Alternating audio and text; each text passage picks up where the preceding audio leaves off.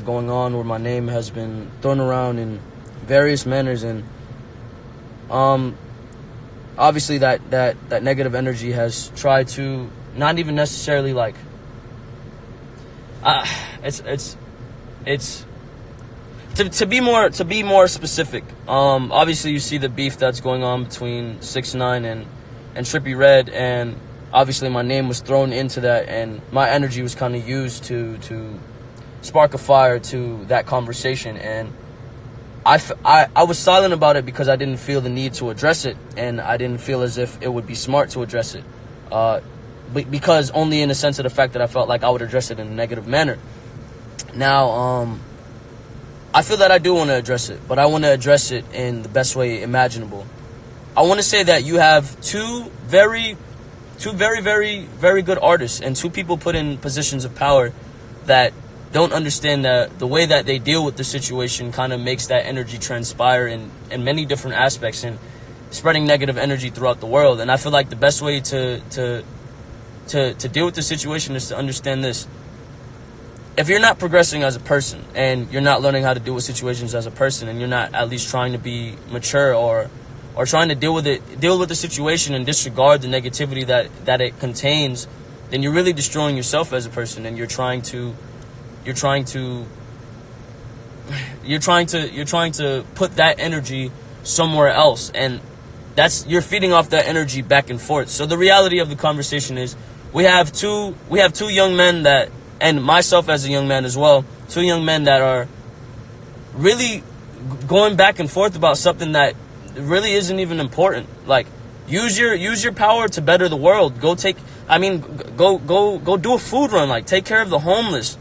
I mean, I'm sure they're already taking care of the families, but make the conversation something different. Maybe if the conversation was, okay, who's doing more for the community than the next person, then I would understand the conversation. Then I would understand the conversation, and there would at least be there would be a good conversation behind it, or good energy behind it. At this point in time, yes, he has 6ix9ine has negative stipulations behind his name. Yes, I have negative stipulations behind my name. Trippie Redd knows he has negative stipulations around his name, regardless of whether they come to the light or not. There are things that we know, that I know, that I don't care to go to the media and say, and I don't care to try and de-glorify anyone's name. I'm not trying to detest anyone's worth or trying to belittle them in any way, because I'm not afraid to give their names energy. I'm not afraid to address the conversation, because I'm confident within myself as a person that regardless of giving their names power or giving the conversation power, that I will benefit regardless. I will be able to amount to whatever it is that I truly desire, that will take care of my family regardless. My main thing is, I think it's really childish to have this conversation. I think it's really childish to go back and forth on the internet and try and have this bullshit conversation and really try and I'm just tired of seeing it on the internet. And I feel that both of them are good artists. Both of them can have longevity in their careers if they just understand how to deal with the situation and to be men. And I just wanted to address it in the best way possible. So my thing is to you guys, leave this conversation alone. Be the best artist that you guys can be. Do something for the community. Make yourselves look better. If you wanna reap all the glory, do something for the community. Be the best person that you can be. That's the only thing that I wanted to say. Regardless of the negativity put around my name, I'm addressing it with good energy. I want to say that I forgive both of you for even putting my name in the conversation. I forgive. Like I said, I forgive both of you guys for putting my name in the conversation, and I believe in both of you. I believe that you guys can amount to great things. I believe that if you truly believe in yourself and you stop trying to feed on the negativity and you stop trying to manipulate this energy and destroying yourself in the process, that you could really, really become something smarter than what you think you are in this current moment. And I just wanted to spread peace, love, and positivity, and I wanted to say I apologize for not addressing it sooner. I want to say I apologize for not even being as good as that I know I can be. And I'm trying. I'm growing every day, and I'm trying to be the best that I can. And I want you guys to know that beyond all else, you can have an amazing career. You can have the most money, you can have all of these things. But if you're not growing as a person, If you can't look at yourself and consider yourself a good person, and you can't be satisfied with yourself, what are you really? People see us and they glorify our positions, and they think that every celebrity is an amazing person, and they kind of dehumanize them in so many different ways, and they expect them to act accordingly, to act almost perfect. And if that's the standard, and if we're supposed to meet that standard, then I really want to say that this back and forth bickering about whose, excuse my French, whose dick is bigger and whose clout is bigger and who has the most clout and the reality of the conversation is it's childish. And I believe that both of you can deal with it far better. I don't believe that you should throw my name in there and trying to bring up a negative point in my past to try and feed your conversation. And I just really don't approve of it. However, like I said, I believe in the both of you. I believe you guys can really, really amount to something greater than what you perceive you can, and take the best route possible. But this is not the best route. And I mean, that's all I wanted to say. I apologize for not going on live. I apologize for not speaking as much. I'm in a perspective to where I'm really trying to work on myself, not only trying to learn more self-control, but really trying to conduct myself in the best way that I can, trying to show people that I'm doing way better than I was before, mentally, not financially, not musically, because regardless, I'm going to benefit financially and musically given the opportunity that I have, and I know how to take advantage of that. But I want to be the best person and learn how to deal with situations in the best way possible. And I feel like this is exemplary. I'm trying to show an example of that by addressing the situation. So again, peace, love, positivity. I hope everyone's having an amazing day. I feel like there's no negative way that this can be spun. Check it out. Now, which one of you goddamn Martians? Is it Thanos? Who the fuck just abducted xxxtentacion, man? Is this nigga a goddamn clone, bruh? Okay, I get that we're all positive. I get that like everything is roses. I get that nobody shit smells. I get it. I don't want to be the big bad, let's push a negative. No. I want to be positive too. But come on, man. Come the fuck on, bruh. Okay? X just talked for 7 minutes and I got nothing from it. Actually, he did have one point. He had one point. It's trivial. He's right. But like most things in rap and most feuds are trivial. However, you have to understand people's point of view when trying to solve issues, not only saying, hey, let's all be positive. If that was the case, everything in the world would be solved. Okay? Now, this is my only thing I didn't like about X's response. My nigga, if you're gonna give a response, don't just say, let's all be positive, let's give to charity, let's just be come on, man. You know exactly why these two are going back and forth. I'm talking about 6ix9ine and Trippie Redd. You should actually be able to relate to some of the stuff that each of them are saying.